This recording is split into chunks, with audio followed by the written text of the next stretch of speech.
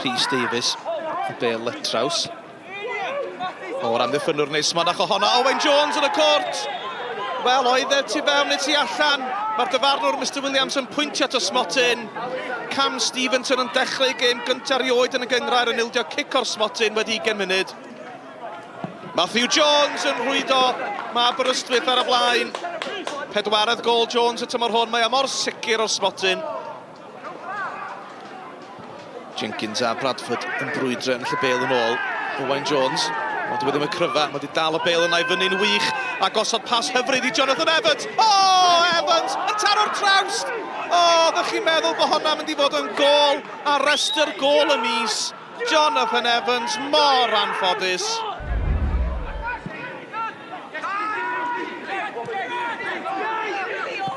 Fil.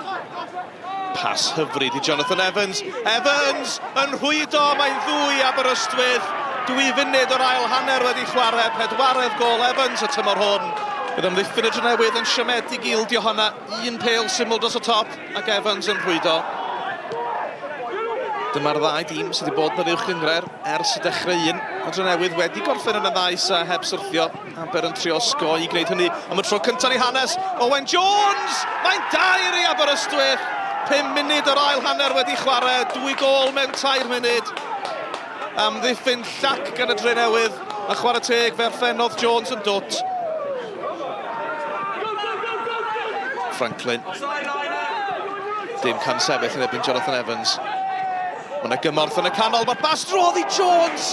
A'r ddediad da gan Stevenson y tro hwn, yn osgoi i gwneud i beder. Wyston, Jake Phillips. O ffori, os na ffordd nôl y Drenewydd yn y gêm yma. Y bas gynnar ar draws y cwrt. Callum Roberts oedd yno, oddi ar i asgell, yn taro'r trawst. Bradford. Gwyd yn dda ennill y Bale yn ôl, a'r bas gynnar dros y top, y Drenewydd yn cael ei dal eto. Owen Jones i Aberystwyth. Stevenson yn arbed, ac yn trio casglu. Roedd ysmonach o'n i braidd, roedd yr arbediad gwreiddiol yn da. Pas hyfryd gan Fil, gyda tu allan i droed. Bradford y croesiad isel. Harry Franklin yn ei gwneud i'n beder. Y gŵr o Ogledd Iwerddon yn selio'r fuddugoliaeth. Llai na 5 munud yn weddill, perfformiad gwych gan Aberystwyth.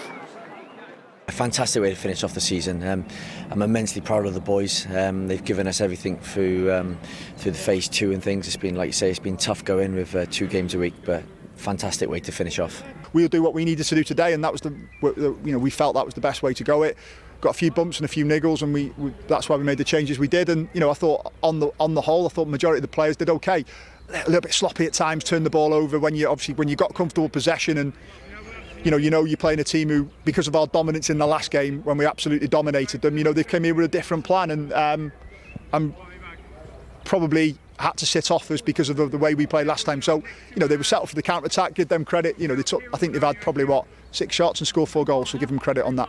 There's already been thinking of players to bring in, and obviously to build on what we've got, because I think today showed that we're not a million miles off of where we need to be to get into that top 6. But immensely proud of the boys, and obviously to finish off, 10th on merit, it goes a long way with the boys, and immensely proud. We've been fantastic. I think we were a point behind Aber and 9 points behind Haverfordwest at game 22. So to turn that round and do it with 1 game to spare, huge credit to everyone at the football club. But like I said last week, we're not finished now. All roads lead to next Sunday now, and we'll be preparing for that. And we want to go down there.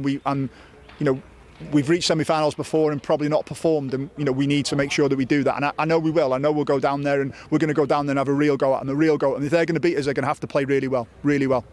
And how do you prepare yourself for something like that?